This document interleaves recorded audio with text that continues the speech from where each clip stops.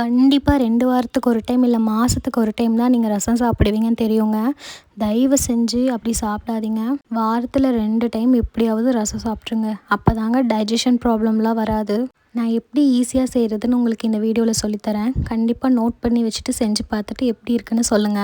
ஒரு நெல்லிக்காய் சைஸ்ல புளி எடுத்து அத நல்லா வாஷ் பண்ணிட்டு ஊற வச்சுக்கோங்க. நெக்ஸ்ட்டு ஒரு 2 பெரிய சைஸ் தக்காளி எடுத்து தண்ணியில நல்லா வேக வச்சுருங்க. அது எப்படி வேகணும்னா, அந்த தக்காளியோட தோல் தனியா உறிஞ்சு வர வரைக்கும் வேக வைக்கணும். நெக்ஸ்ட்டு என்ன பண்ணணும்னா, இப்போ நல்லா புளி ஊறியிருக்கும். அதை கொஞ்சம் ஒரு பெசஞ்சு அந்த சக்கையை மட்டும் தனியாக எடுத்து கீழே போட்டுருங்க. நெக்ஸ்ட்டு உங்களுக்கு எவ்வளோ அளவு ரசம் வேணுமோ அந்த அளவுக்கு தண்ணி ஊற்றி மிக்ஸ் பண்ணிக்கோங்க. அப்புறம் தேவையான அளவுக்கு கல் உப்பு சேர்த்திட்டு அதையும் கூட சேர்ந்து மிக்ஸ் பண்ணிடுங்க. இப்போ தாங்க மெயின் ப்ராசஸ்க்கே வரும். இதுக்கு தான் நீங்கள் என்ன செய்ய போகிறீங்கன்னு தெரில. எங்ககிட்ட இடிக்கிற கல் இருக்குது, நாங்கள் இடிச்சுக்கிட்டோம். ஆனால் உங்களுக்கு ஒரு ஐடியாவோட தான் வந்திருக்கேன். அந்த டம்ளரோட பின்னாடி இருக்குல்ல, அதை வச்சு நல்லா இடிச்சுக்கோங்க. இதில் வந்து என்னென்ன சேர்க்கணுன்னா, 1 டேபிள் ஸ்பூன் மிளகு, 1 டேபிள் ஸ்பூன் சீரகம், அதை நல்லா பவுடர் மாதிரி இடிச்சுக்கோங்க. நெக்ஸ்ட்டு அது கூடவே ஒரு 5 பல் பூண்டு போட்டு அதையும் நல்லா இடிச்சிட்டு அந்த ரசத்தில் நம்ம சேர்த்திக்கலாம். நெக்ஸ்ட்டு ஒரு 1/2 டேபிள் ஸ்பூன் சர்க்கரையும் கொஞ்சமாக பெருங்காயத்தூளும் போட்டுக்கோங்க. எதுக்காக சர்க்கரை சேர்த்துறோன்னா, அப்போ தான் வந்துட்டு அந்த டேஸ்ட் இன்னும் கொஞ்சம் கூட்டி தரும் அதனால்.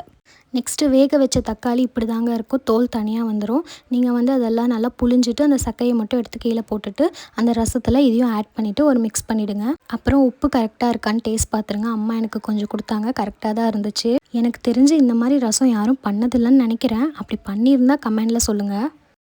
நெக்ஸ்ட்டு இதில் தாளித்து ஊற்றணும். ஒரு பேனில் ஒரு 2 டேபிள் ஸ்பூன் எண்ணெய் ஊற்றிட்டு அதில் வந்துட்டு வடகம், ஆக்சுவலாக இதுக்கு எனக்கு தமிழில் என்னன்னே தெரிலங்க. எங்கள் அம்மா கிட்ட கேட்டால் வடகம்னு சொல்கிறாங்க. உங்களுக்கு யாருக்காச்சும் தெரிஞ்சிச்சுன்னா கமெண்ட் பண்ணுங்கள். வடகம் கொஞ்சம் சேர்த்திட்டு அதுக்கப்புறம் 2 காஞ்ச மிளகா, அப்புறம் கொஞ்சம் கருவேப்பிலை போட்டுட்டு நல்லா தாளிச்சிக்கோங்க. அதுக்கப்புறம் நம்ம செஞ்சு வச்ச இந்த ரசத்தை எடுத்து அதில் ஊற்றிக்கலாம். ரசம் வந்து ரொம்ப கொதிச்சிடக்கூடாதுங்க. ஒரே ஒரு கொதி வர மாதிரி இருந்துச்சுன்னா உடனே இறக்கிடுங்க. அவ்வளோதாங்க ரசம். வெறும் 2 நிமிஷத்தில் ரெடி பண்ணிடலாம். ஈஸியாக தானே இருக்குது. இந்த ரசத்தை சுட சுட சாப்பாடில் போட்டு பிசைஞ்சு அந்த அப்பளத்தோடு கடித்து சாப்பிட்டோன்னா அவ்வளோ டேஸ்ட்டாக இருக்குங்க. ட்ரை பண்ணி பார்த்துட்டு எனக்கு சொல்லுங்கள் எப்படி இருக்குன்னு. இந்த ஹாஸ்டலில் இருக்கவங்க, தனியார் வீடு எடுத்துருக்கவங்களுக்குலாம் இந்த ரெசிபி ரொம்ப யூஸ்ஃபுல்லாக இருக்கும். ஏன்னா எனக்கு ரசமே சாப்பிடாம ரொம்ப டைஜஷன் ப்ராப்ளம் வந்ததுனால தான் உங்களுக்காக இந்த ரெசிபி ஷேர் பண்ணியிருக்கேன். இப்போ இன்ஸ்டண்ட்டாக ரசப்பொடி இருக்குதான், ஆனால் அதெல்லாம் விட நம்ம கையில் செஞ்சு சாப்பிட்ற ரசம் அது ஒரு தனி டேஸ்ட்டுங்க. சரி, இதே மாதிரி யூஸ்ஃபுல்லான ரெசிபியோடு நான் உங்களை அடுத்த வீடியோவில் வந்து பார்க்குறேன். போயிட்டு வரட்டா? பாய்.